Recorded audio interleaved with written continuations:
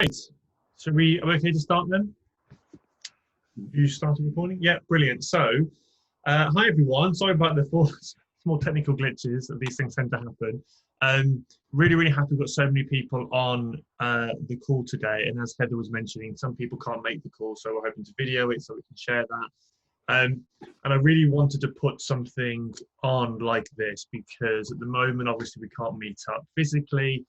And we're really hoping to be able to have a few of these events for the discussions, debates, to both get more active in the East Midlands, but also, of course, to get as many LGBT candidates in all walks of life as possible.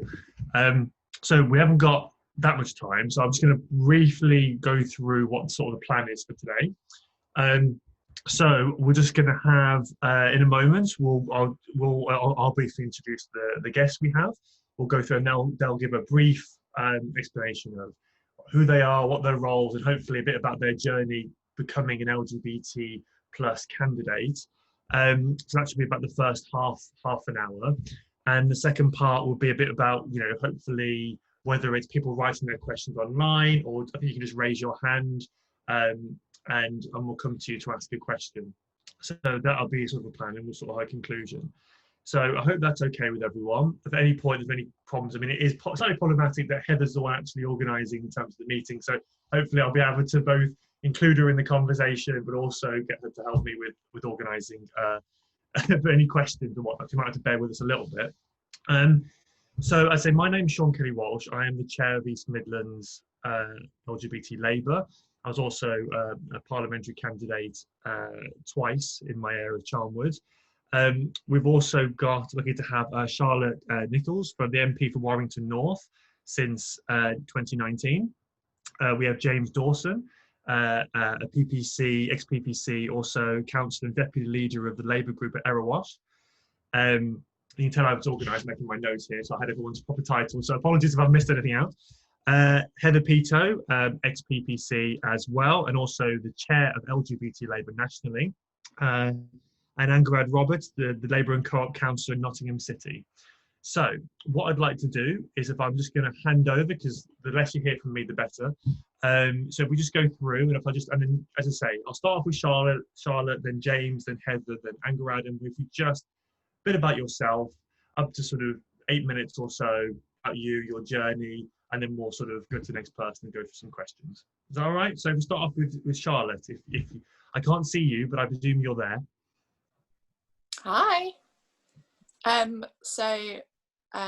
Thanks ever so much for inviting me, and thank you to LGBT Labour for organising this event. I'm a patron of LGBT Labour nationally, so obviously, as much as this isn't my region, I'm really keen that, as a community within the Labour Party, that we're all supporting each other as best as we can. And so this is obviously part of that, because I think for communities which have historically been underrepresented within Labour's structures, Labour's candidates, that it's really giving people the kind of confidence to do it, because I think a lot of people look at Parliament and the kind of makeup of it and think, well, that's not really a place for me or people like me.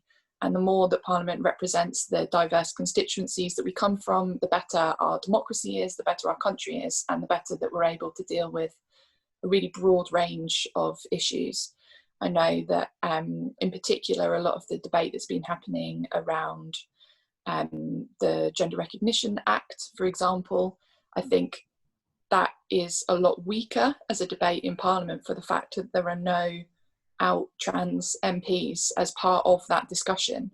So it's a discussion that is basically being led by people that aren't necessarily directly affected by the issues or by the discussion.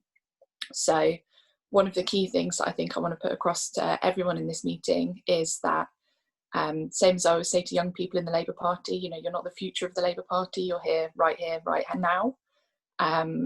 Looking around your area, are there things that you want to improve? Are there things that you want to change? Do you want to step up? Do you want to take a bigger role? Be the trailblazers in doing that, really. I personally am one of the youngest MPs in Parliament. I was 28 when I was elected. There are 10 women MPs in their 20s, and I don't get to keep that designation for much longer because I do turn 30 in April. Difficult though it is for me to accept that, I think. But I really like it when people say to me, but you're an MP, like you don't look old enough, or you don't, you know, MPs look or act or are a certain way, and kind of breaking down those barriers. Now, it is very frustrating in Parliament, where I spend a lot of time getting introduced as my own member of staff, which is always quite funny when it happens. Oh, this is Charlotte, she works for the MP for Warrington North. And I say, no, I am the MP for Warrington North. And they go, oh, okay. So, you know, there's still clearly quite a lot of work to be done. I think for the LGBT community, we are actually now the, quote, gayest parliament in the world, given the amount of MPs who are out from sort of different strands of the LGBT community. But as I said, you know, trans people in particular are still very much underrepresented within parliament structures and within the Labour Party.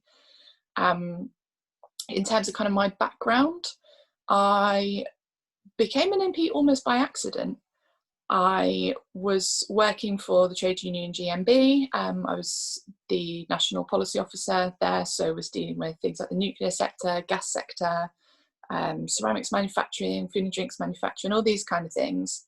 And I never really saw myself going into frontline politics. Now, my predecessor retired quite shortly before the snap election, and suddenly, you know, this kind of opportunity came up, and I was having friends encouraging me to go for something that, as I said, I've never really would have put myself forward for otherwise.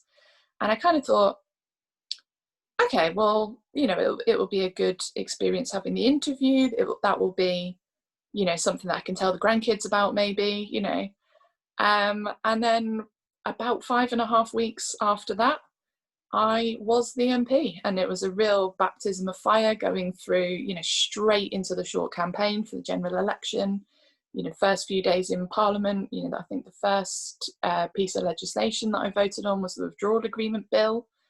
And the amount of time that we had to spend getting taught, you know, how to vote and how Parliament actually works. I'm still kind of getting used to that. But yeah, I mean, I don't want to talk too long almost, because I think we're going to have a really interesting discussion.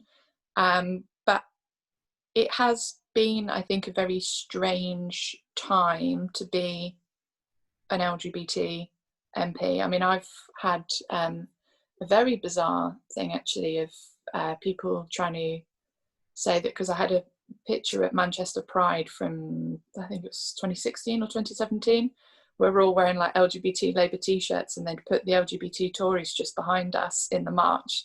So we're all kind of pulling faces like, oh God, I can't believe these guys are behind us. Same way that I'm sure Greenpeace would do if Shell were just behind them.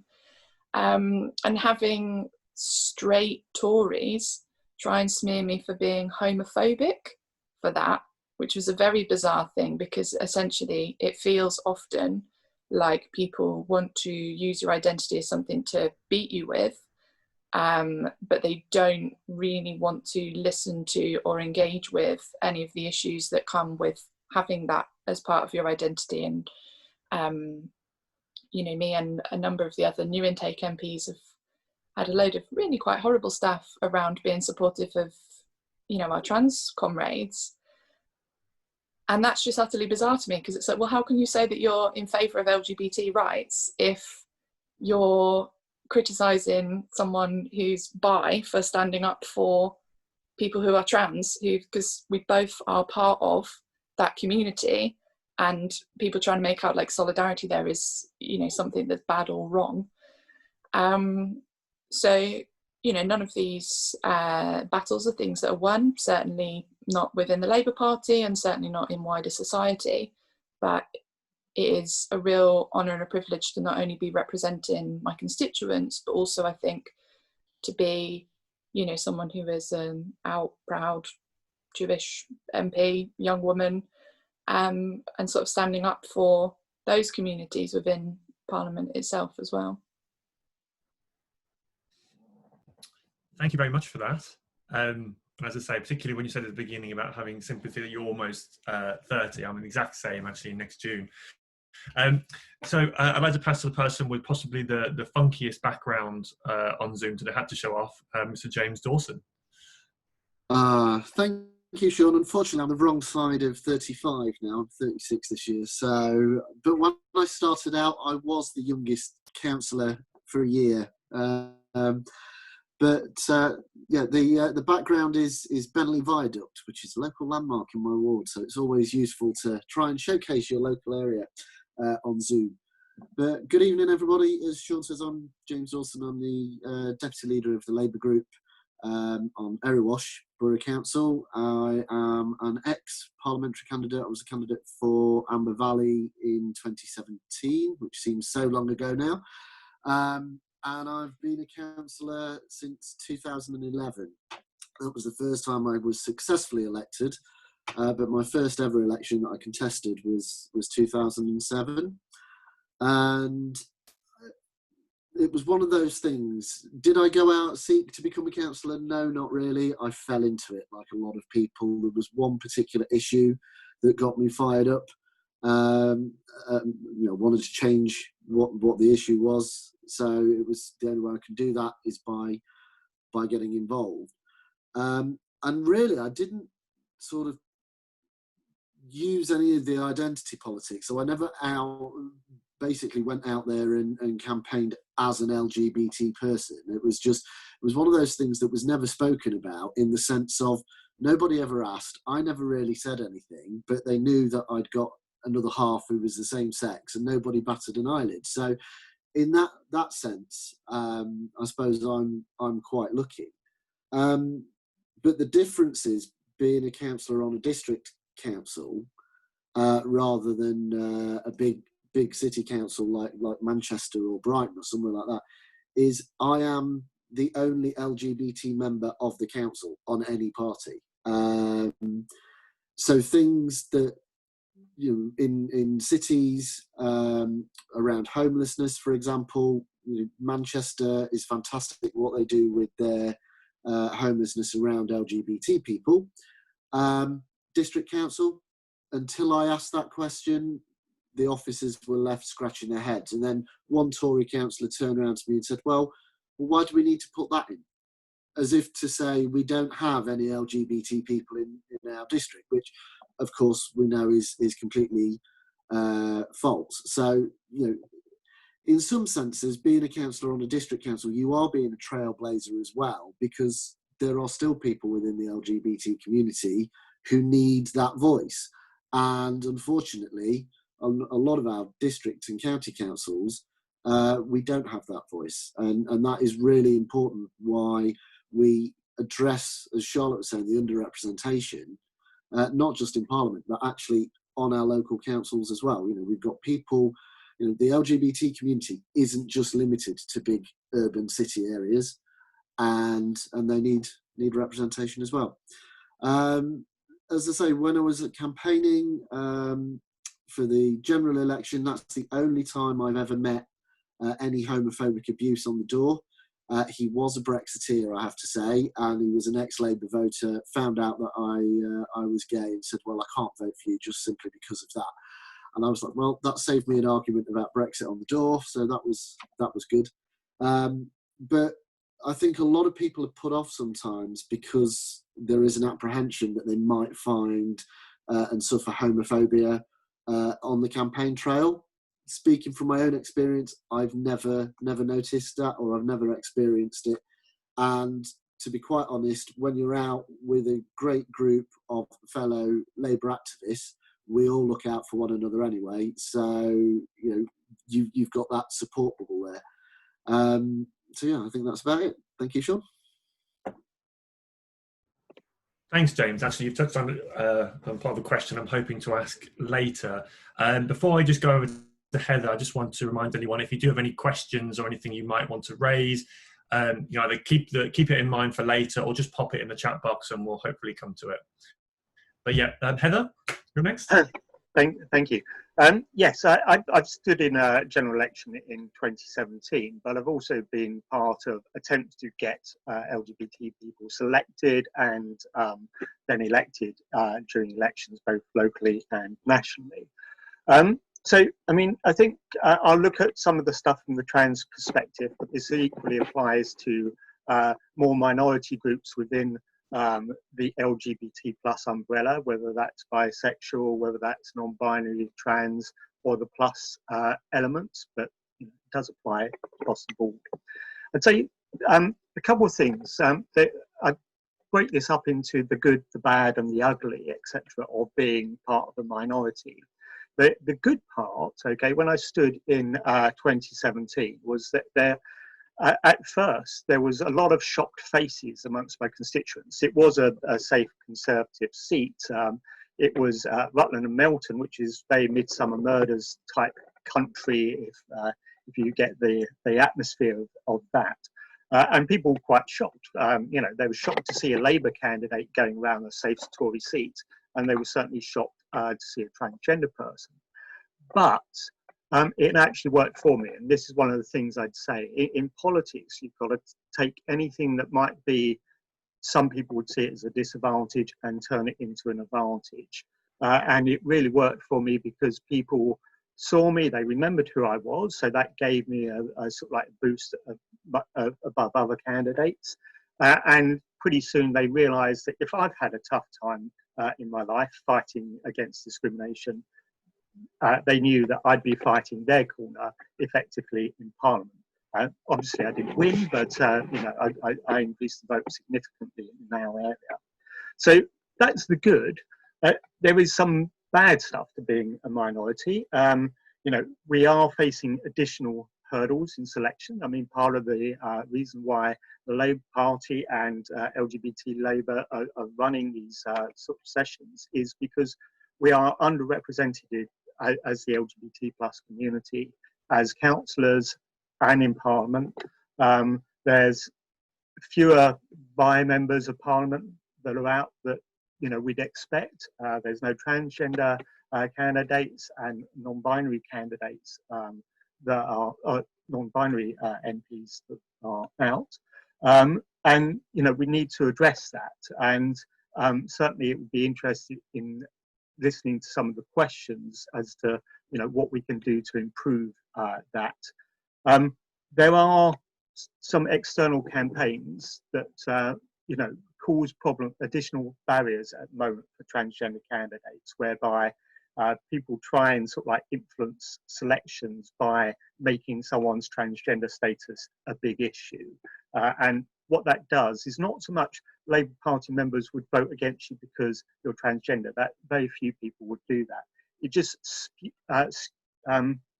what would you call biases what people are going to ask you first when you're trying to emphasise your policies and why you are the best candidate for that job. People are asking you questions about being transgender, and really we've got to tackle that as part of the culture within the party to be more supportive. Sorry, my cat's trying to get involved in this talk. Going back to what James was saying, I have had a few unpleasant incidents as a candidate. I mean, I was once chased down a street by a UKIP supporter. It was quite funny because when I circled, well, it wasn't funny at the time, but it was funny in terms of when I came round into the other street, there was loads of other Labour supporters there, and the person who was so brave at chasing me off the doorstep suddenly sort of like, you know, saw all the other Labour supporters and ran with their tail between their legs back into their place. But that is the only incident I've had of anything where I felt physically threatened. Far more serious is all the online abuse and online campaigns, which again distract from actually what you're trying to say, whether that be local issues or standing as a member of Parliament or to be selected as a member of Parliament.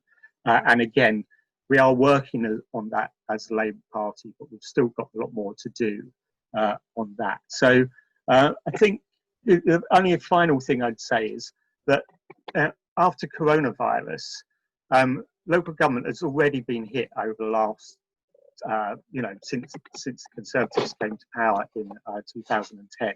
And basically more responsibility has been put on local government with less money.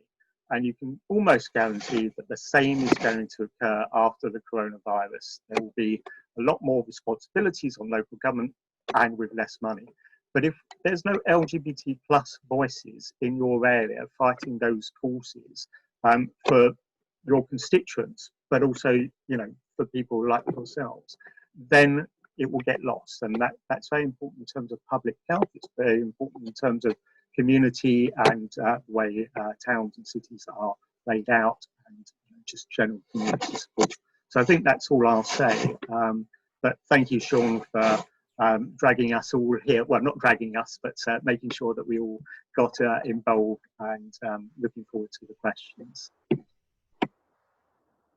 Thank you very much, Heather. And as I say, I completely agree with so much of what you said. Oh, bless. It wouldn't be a Zoom call without a cat there, would it? So last but definitely not least, we've got Angela Roberts, who I can't actually see, but I presume is on the call. Yes, I'm here. So I'm Angela Roberts. I'm Labour and Cooperative Councillor in Nottingham City since May 2019. I joined the Labour Party in 2014 out of anger at austerity and to help Ed Miliband become PM, so that worked out well. I campaigned in the 2015 general election, mainly in Walthamstow, which was where I was living at the time, but also in Ilford North, where Wes Streeting became the only parliamentary candidate I personally have campaigned for, who was a Labour gain on election night. Along with Heather, Wes is also the only openly LGBT parliamentary candidate that I personally have campaigned for, which I feel shows that we still have a long way to go in terms of representation amongst our parliamentary candidates. In 2016, I campaigned for Remain in the referendum, but I felt that I did too little too late, and I wish I'd done more. After the referendum and Trump's victory in the US, I was sort of looking for a place to put my anger and disillusionment. Although I was still very involved with the Labour Party, actually the most constructive thing that I did during that time was to lead on some activity around organising LGBT History Month events in February of 2017 with my then employer.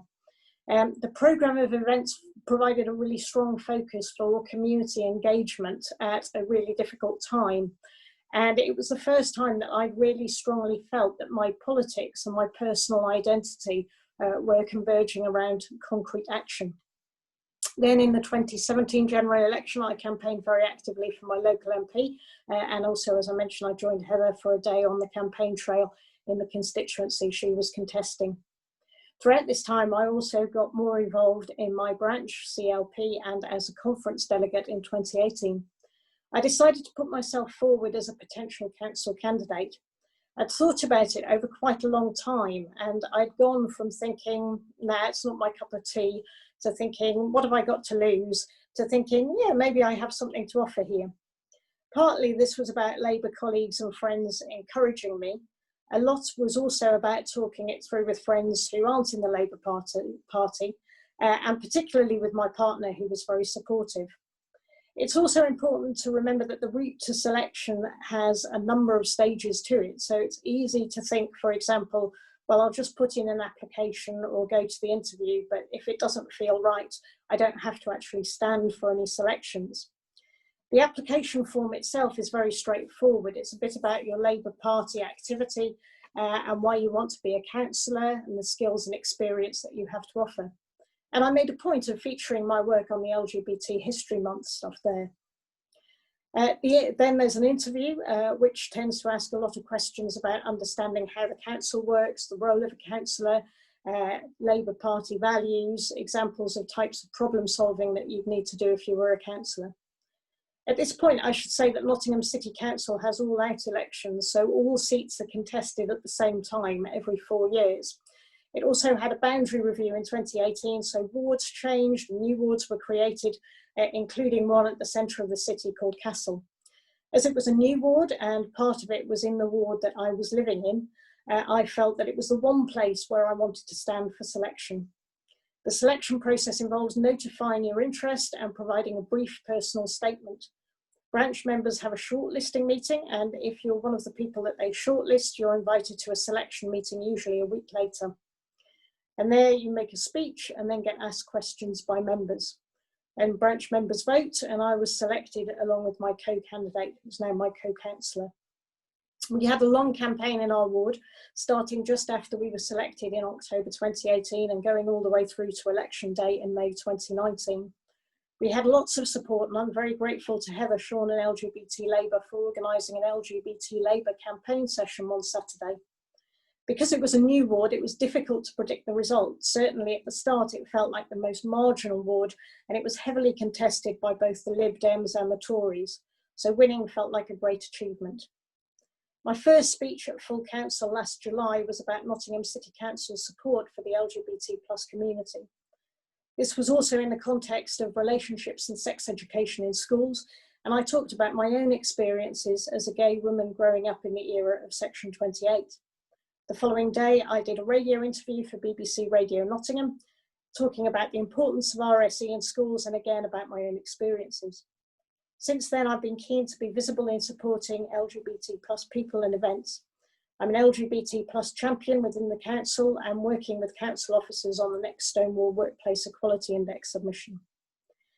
A few general points which I'd like to make before I finish. So firstly, thinking about the collective versus the individual. So my sense is that being a council candidate involves a lot less of a personal biographical focus than being a parliamentary candidate. As a council candidate in Nottingham, unless it's a by-election, you're always standing with at least one other candidate in your ward, and across the city, you're just one candidate in a Labour team of 55. As a parliamentary candidate, there may be more interest in the biography of the individual, and so how you tell your personal story may be a bit more significant to your campaign. Secondly, degrees of outness. So like many people, there have been times in my work and personal life where I've been more or less out or out to a greater or lesser extent, depending on different contexts.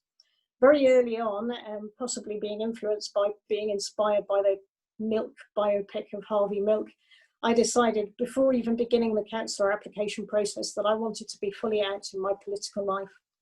Other people may make different choices. Some may be on a bit of a journey towards outness. It's okay to take your time. Some may be quite clear that their personal life will always be off limits. And personally, I think that's fine. And I'd ask that LGBT Labour maybe thinks about the kinds of support that it can offer to such candidates as well as to fully out candidates. Then also consider the implications for your personal life. So this is some advice which I give anyone really, gay, bi, trans or straight. Even at local council level, politics can put a real strain on relationships, and you are living part of your life in the public eye. Small things like needing to record cohabiting partners' interests on your register of interests form deserve a bit of thought and discussion. And the earlier that you think about potential issues, the more you can anticipate or mitigate potential problems or build resilience. And then finally, as you're interested enough to have come along to this virtual meeting tonight, I'd really encourage you to take the next steps towards becoming a candidate. That might be to talk to a Labour councillor or MP to find out more, to put in your application form, or to draft your personal statement. And good luck. Thank you so much. That was yeah, a lot of really useful actually context, which no, thank you so much for that. That was really powerful. I think so I think if we go to the questions part now, and I've already seen people sort of commenting in the chat, which is really, really helpful. I just wanted to start us off actually with something that someone mentioned before, and it sort of resonated with me, and I wanted to sort of get your views on this. Is I'd spent quite a long time campaigning with trade union LGBT groups, in organising stuff at my local university in Leicester. When the opportunity came up to become a parliamentary candidate, I suddenly was quite nervous. My family was saying, well, don't come out to publicly because there might be some vilification. I know we've sort of touched upon this. And I was going through that sort of decision where I didn't really have many people in a network to ask this question to. I thought, is it safer for me not to be out? But I knew I'd done all this campaigning before. And I'm looking through the video, I think there's a few people that I've not seen and maybe new to these sort of things. And I'm thinking, you know, it's very different campaigning for LGBT equality at Pride, talking to friends and whatnot, and then actually going out and being the face of something, or at least that's how it's perceived. So I just wondered, does our panel have any ideas about, you know, because I thought it was incredibly empowering to actually do that, and the transition was nowhere near as scary as I thought, and I was really sort of, I felt contributing heavily. But what does the rest of the panel think then? I don't know if you want to just go through it briefly. Heather, do you want to start with that, and then we'll go through some of the questions? Yes. So, I mean, for a lot of transgender people, I mean, your identity is, shall we say, obvious to the public. So, and other people, it's not obvious, and perhaps you don't want to be, you know, out as transgender. So it is very difficult. And I do hear what you say, Anne Howard, about, you know, there is a range of, you know, not everyone wants to be publicly out. Circumstances are complicated. LGBT Labour needs to adapt to that sort of circumstance. I mean, partly the reason why we only concentrate our campaigns on openly LGBT people is a lack of resources. But we do need to go further and incorporate what you say. So thank you for that feedback, because I will certainly pass that on. I mean, to be honest, I mean, I've never found it difficult to be out as transgender, and I've always found, okay, I get a lot of abuse for it, but I also get a lot of support. And I think, you know, it certainly was very useful in my campaign to be out as transgender, because people did recognise me, and I got national publicity for what was, you know, an unwinnable seat. So in a way, it has helped me a lot.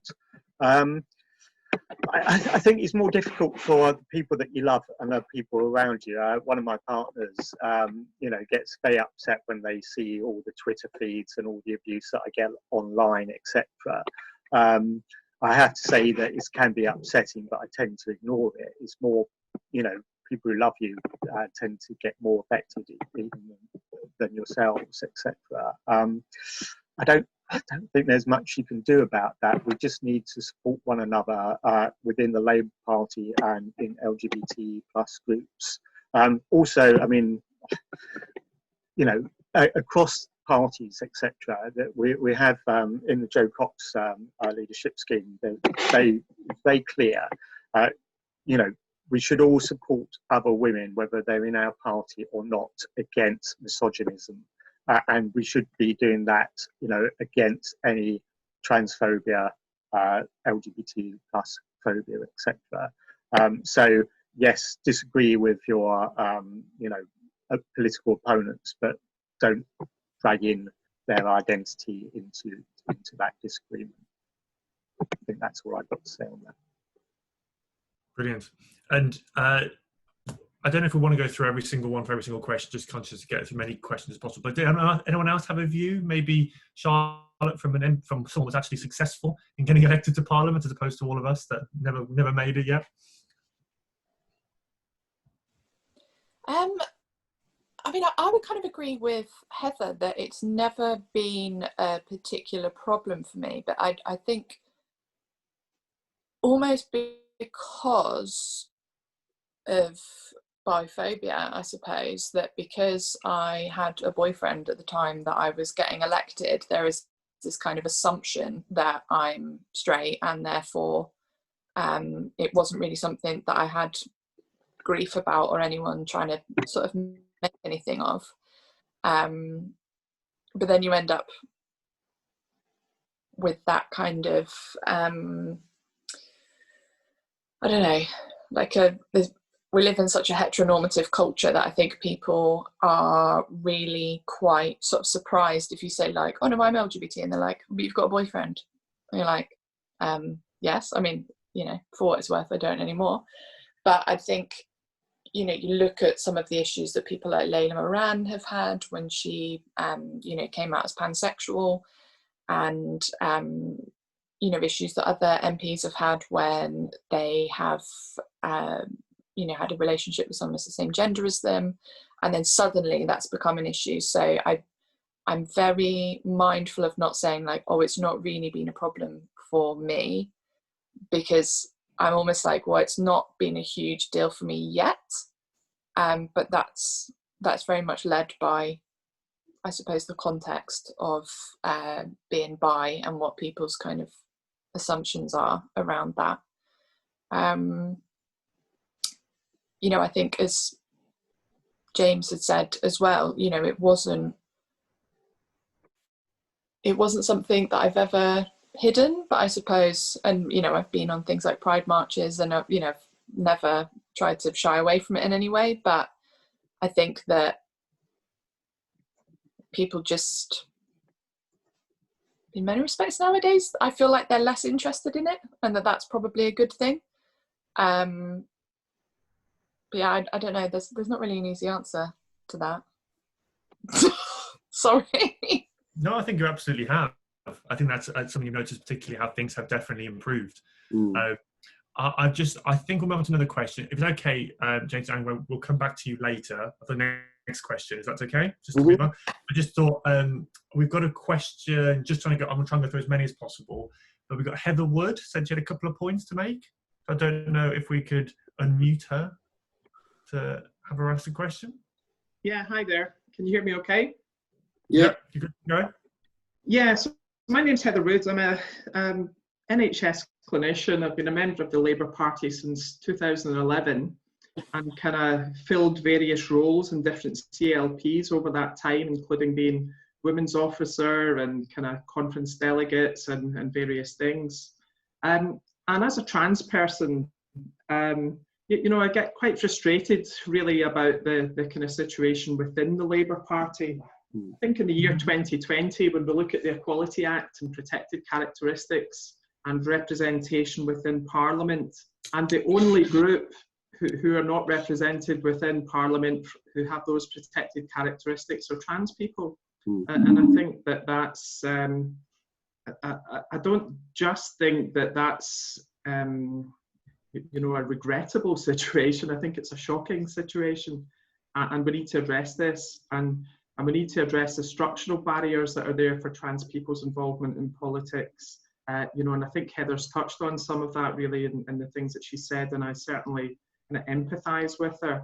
You know, as someone who, you know, there's a cohort of political talent there in terms of trans people who would like to be more involved in politics, but there are actual barriers there to doing so. You know, this personal abuse that Heather's described there, that's not okay. And actually much of that emanates from within the party. And we see it in online Labour forums, and it's not addressed. And I think that there's a duty there. You know, Keir Starmer, I'm a big supporter of Keir Starmer, but I'm quite frustrated that he sits on the fence when it comes to trans issues. And I think that's an issue that again needs to be addressed. But what I would like to see really is a firm commitment, both from the LGBT Labour group and the LGBT and the Labour Party in general, is a firm commitment to have a trans MP elected to Parliament by 2024 at the next election. Because I think there's been a degree of tokenism with regards to the trans community in the past. You know, Heather's spoke about her experience as a parliamentary candidate. You know, we've had Sophie Cook in the last election, we've had Emily Brothers in the past, who've all stood as trans candidates, but in unwinnable seats. You know, and to me, there's an element of tokenism when we put forward candidates and we start flag waving about inclusiveness. But when people are fighting unwinnable seats, I want a trans person to be standing in winnable seats and to be electable, and that needs to be the aim. So for me, there's a frustration there, and I think we need to kind of think about ways to kind of get around these structural barriers to participation. And you know, on a practical level, it's, you know, it might be thinking about things like a trans mentoring program. You know, not just, I know that there has been those types of programs in the past for local representation in council elections, but I would like to see us up the ante slightly and kind of aim higher and further to be a trans mentoring program for, you know, parliamentary kind of inclusion. And I would really like to kind of put that forward as something that we should be adopting as a formal aim. both at the LGBT Labour level and pressing for that representation at a national level. So that's all from me really. You know, just to kind of echo some of the things that Heather and others have been saying, but I think that if we're going to be moving forward with it, we need to be sincere, and we need to be removing the structural barriers to inclusion, because that's where the change needs to happen. Thank you very much for that. I'll bring Heather in a moment because you referenced it quite a bit. I mean, I just wanted to, James, Angela, did you want to reply to that at all? No, I can agree with, you know, everything that's been said. One of my other roles is I sit on the Association of Labour Councillors executive. So along with Councillor Jackie Taylor from Sandwell in Birmingham, we've just taken over the equality brief, which looking at how we engage with disability groups and disabled candidates, obviously BAME, LGBT, to try and address that underrepresentation of all those groups. One of the biggest glaring holes is actually on the application form. If you look at a parliamentary application form, there is a specific question about disability, ethnicity, and whether you identify as LGBT. On local election application forms, there is nothing, and that needs to change, just for starters.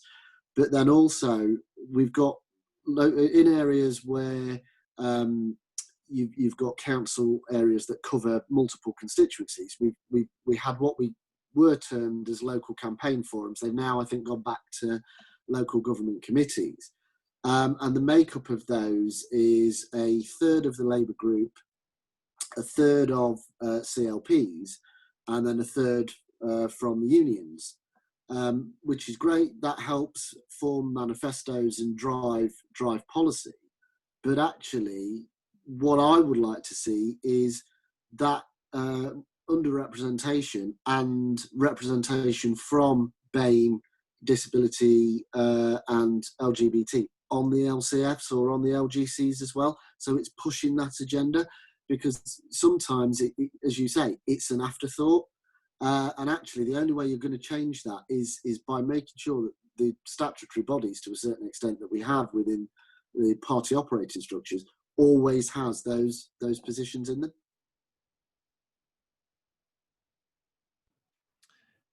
Thank you. Angela, did you want to chime in on that? I think really just to echo what's already been said, and I actually think that there are big issues generally in terms of reflecting and including a genuinely diverse range of candidates in our selection processes, and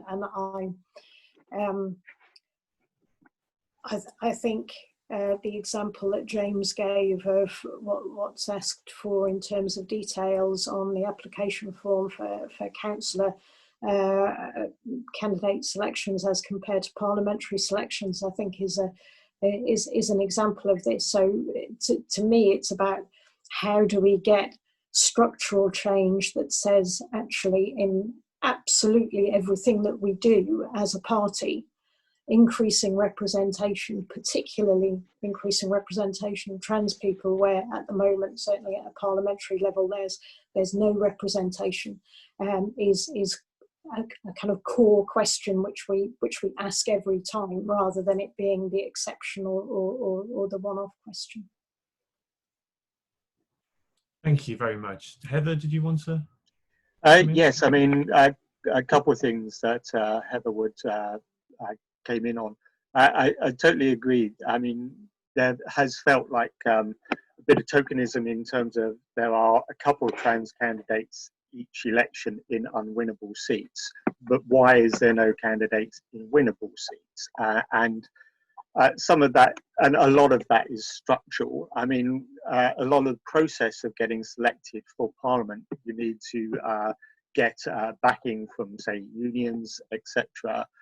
And so there's many moving parts. We've got to get unions to put forward transgender candidates or get supporting transgender candidates. We do need a mentoring system. We have, or we had in the pipeline, an equivalent of the Joe Cox leadership scheme for LGBT plus people, which would include a great number of transgender and non-binary people to get training. So that would actually help you with selections. Like everything, this has been hit a lot by COVID and party finances, so we don't know when that will occur and when things will return to normal. I would say that Anwin and others have done a really good job last year of setting up the transgender local councillor training scheme, and I'm sure this is going to continue. And if we continue under COVID, we'll make sure that we do a virtual form of it as well. And one of the ways into being a parliamentary candidate is to be a local councillor, because if you are fighting local issues, you get your profile up, other Labour people know you, and one of the key things in getting selected is having a band of people that will go out knocking on Labour members' doorsteps in a normal selection procedure to actually get you elected at the final hustings. So all of that is important. Yes, I mean, I think I'll leave it at that at the moment. I mean, we are trying to tackle Labour Party culture. There is the full inquiry that's happening at the moment. LGBT Labour has certainly pushed very strongly on tackling some of the internal cultural problems within the Labour Party, and will continue to do that. And yes, we need to work harder. I will just say one other thing. We have had a tradition in LGBT Labour for a long period of time of not nominating candidates in selections, and many of us think that's wrong, especially from underrepresented groups of the LGBT plus grouping. And so that hasn't changed yet, but is something in the pipeline that members might want to vote on in the future. Okay, I think that's all I've got to say. Thank you so much for that. I tried to fit in at least one more question.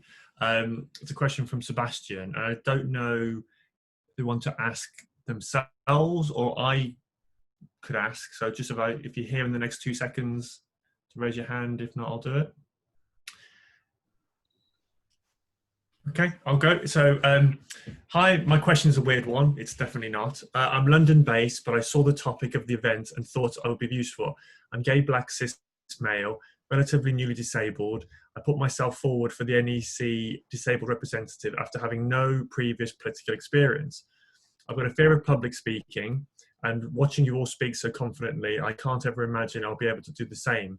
Though I think I'd be a passionate advocate and representative, not just for disabled people, but for LGBT plus and BAME as well. So the question is, how does one get over this? I think it's something we probably all covered at one point, and it is actually a shame that, while, just as a bit of background, I really wanted to get a mixed group of panelists today, and while we have got a really good gender balance, it's really unfortunate we haven't got anyone from the BAME community here. So that's something I'm very conscious of that I want to try and do for next time. But a really important question. So how does one get over that initial, no political experience, fear of public speaking, and that sort of stuff? And if we start with Charlotte, do you want to come in on this? Before you start, I just want to say hello. Can you see me? Yes. Sorry. Yes. Sorry. Did I read your question and you wanted to say it? Sorry. No, that's great. I'm glad you read it. I'm actually cleaning my oven. It's not a real. So that's why my camera was off. But please, you read the question brilliantly. Charlotte, go ahead. Thank you. I think, and it sounds like a real cliche to say, but I think that it is practice. I am someone who is very, very anxious, and I find public speaking, weirdly, I'm kind of okay if I'm speaking to a big, a really big group of people, but what I find very difficult and very stressful is sometimes if you're addressing maybe like a CLP meeting or something like that, or a branch meeting where, you know, it's almost like the eye contact is much more intense. You're much more sort of hyper aware of how you're coming across, how you're speaking, certain vocal tics and stuff that I have, where I know that I say certain things like too much, and you become your own worst critic. But the real way of getting over it is just practice. And I find that there are always people in the Labour Party who will kind of take you along with them. So door knocking was one of the maddest things that I ever did when I first got involved in the party, because the idea of knocking on a stranger's door who could open the door and say absolutely anything to you, there is no way of, you know, kind of preparing for that interaction. They could say anything, and, you know, as anyone who's door knocked will know, they often do. The amount of naked people that I've had to answer the door and that sort of stuff, it's but it's almost, once you have done that a bit, and, you know, where you've done it with someone else and you've kind of stood next to them, not said a lot, and got a bit of a feel for it, and maybe tried it out the first few times yourself, perhaps with someone with you the first time you do it, but then after that it gets easier. And, you know, we got to the point where 10 years on from joining the party, obviously being the candidate, we knocked on something like 25,000 doors in the space of a 4-week campaign, which would have just been completely unimaginable to me the first time that I knocked on a door, and the first meeting that I've spoken at, and the first Zoom thing. Like, even Zoom I find very odd, because at first, you know, you can see your own face on part of the things, and it was just like, oh God, is that what I look like? And you find yourself looking at that instead of, and getting distracted by what you're doing with your hands and thinking, oh gosh, I look like such an idiot. You just, there's no shortcut to it. There are things that help with the anxiety part of it, things like box breathing, for example, I find really helpful. But I really just think it is practice. It is having people that you trust and feel comfortable with, kind of to learn these things with.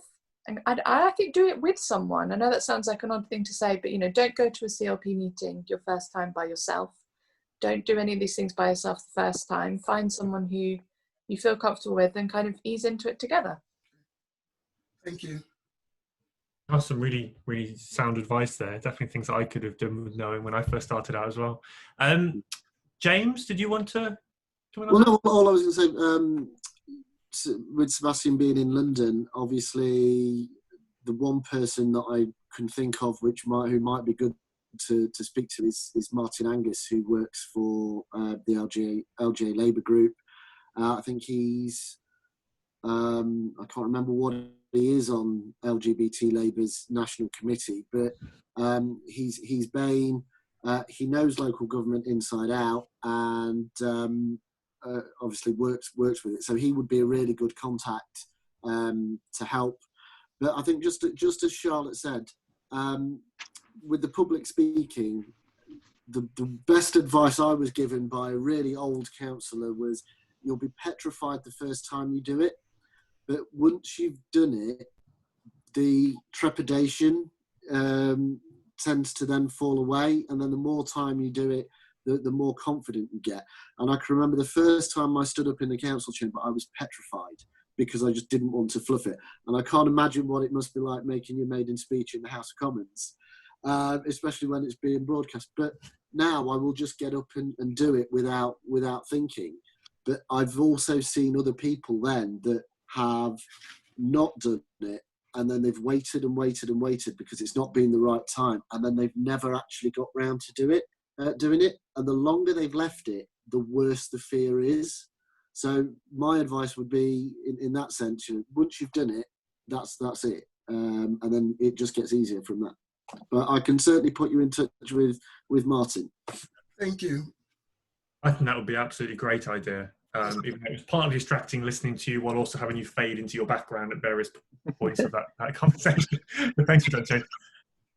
So what was that? Ah, there we go. You actually are in your house. So I think if we just go, and I apologize, I've been butchering your name the entire time. It's Ang Harrod. Is that how I say your name?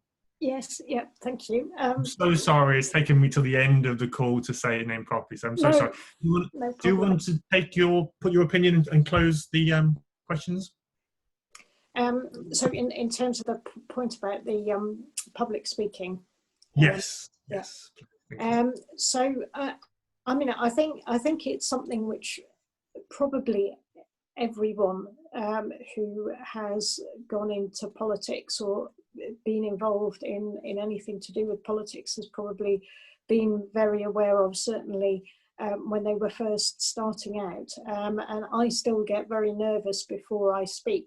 And I think one of the interesting things about public speaking is that in that sort of whole range of skills that you need to draw on in politics, actually public speaking is probably one of those things which you can do something about.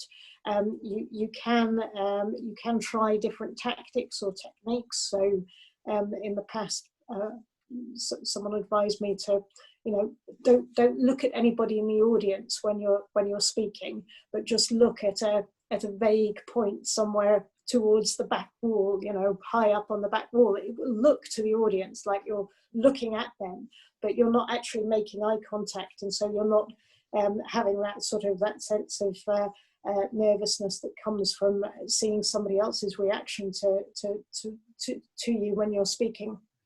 I think some people find it really really helpful to have a script prepared so that they know exactly what they're going to say, and I don't think there's anything wrong with that. And some people prefer to speak more spontaneously. I think the one thing which I've found most helpful when I've been preparing things to say and kind of gradually building my confidence speaking publicly is having somebody that I can practice the speech with, and getting some feedback, and having a sort of editor type comments about what I'm saying, but mainly also the sort of comments that a friend or somebody that you're close enough to practice speaking with them will give you about how you're coming across, and how you're speaking. But I would definitely say please don't let that discourage you, because public speaking is something that you need to do in order to achieve the things that really motivate you, and that I think in the question that you asked come across as the things that you personally really have to offer politics.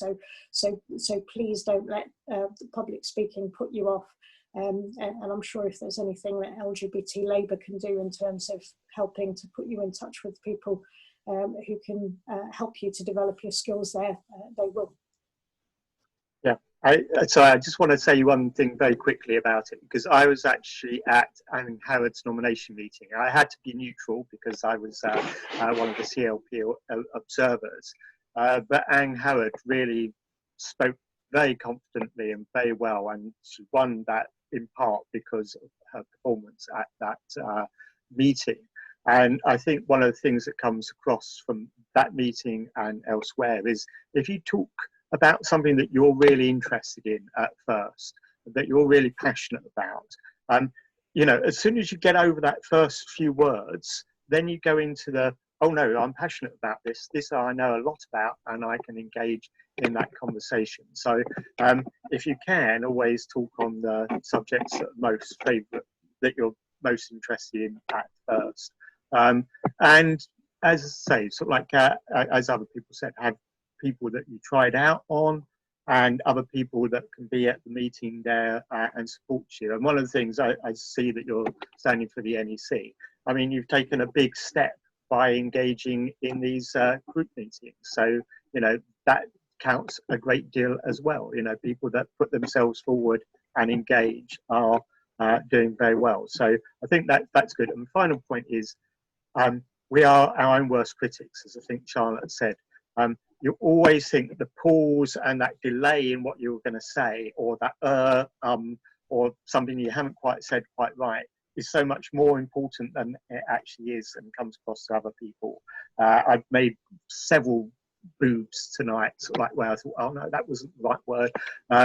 But yeah, some people will have noticed, but most people will either understand what you meant to say, or not notice at all. So I think well done on you coming forward, and wish you all the best. Thank you. Thanks, guys. Some really helpful advice there. I think just to touch what Heather just said at the end, I couldn't agree more, really. I think we're our own worst critics, and it's not like any of us are the finished product. I don't think any of us would say, we're the best we're going to be. This is, no need to improve. I'm an introvert, but at heart, if you like, and I was petrified knocking on my first door. Now I could almost do it in my sleep. And I think even when I was campaigning, I'm very good at face-to-face and talking to people, but I don't like public speaking. I've never liked public speaking. It's something you just get more used to the more you practice. And I think one thing really demonstrated in the chat that I can see, sorry, I'm pointing to the left, you can't see, the chat box, is the amount of support everyone gives. Everyone's giving advice, everyone's saying suggestions about coming involved here. I think that's one of the key things that I'm really keen to do, particularly in the East Midlands, having out LGBT MPs and having a lot of great councillors there, but we really need to sort of enhance that support network. And maybe this is something we do again. Maybe this is something we have more questions. But if you do have follow-up questions, do get in touch and we can pass it. I can definitely pass it on to the panel. But I am conscious of time. I just wanted to say a huge, huge thank you to our panel of Charlotte, James, Heather, and Ang Harrod. I think I'll do that right at the end. Talking about making mistakes, I've made a mistake throughout this, so apologies for that. It's really good to be able to catch up. And I really would say that anyone new, whether you're a new member of the party or you haven't got involved before, it would be great to see you more involved. It'd be great to see you join our Facebook page. It'd be great to start helping organise events. And one of the things I'm really keen to do actually is especially in this COVID world where we're not able to meet physically, is just something to flag. It will be advertised, but on the 3rd of September at 7 p.m, I'm organising a meeting of all of the LGBT CLP, and hopefully everyone knows what that is, so Constituency Labour Party representatives, for everyone to join, but also anyone that's interested who's a member of the Labour Party and defines as LGBT in the East Mid to join the conversation as well. We'll talk about forming an informal committee, we'll talk about things we might want to campaign on, and it's really good just to be involved and find out a bit more, and just get to meet like-minded people. So I'd really like to emphasise that if you're interested in joining. But thank you ever so much, really good questions. As I say, do get in touch if you have any more. I'll try and pass it on, and maybe we'll organise one of these again. But yeah, thank you so much, and I hope everyone has a nice evening. You too, Sean. Thank you, and thank you to you and Heather for organising it as well. Oh, you're welcome. I don't know if people had seen, but I'd have put in the chat box if anybody does want to sort of have a conversation about what a councillor actually does, or talking through the selection or anything, then feel free to get in touch. Thank you. Thanks all. Brilliant. Thanks everyone. Take care.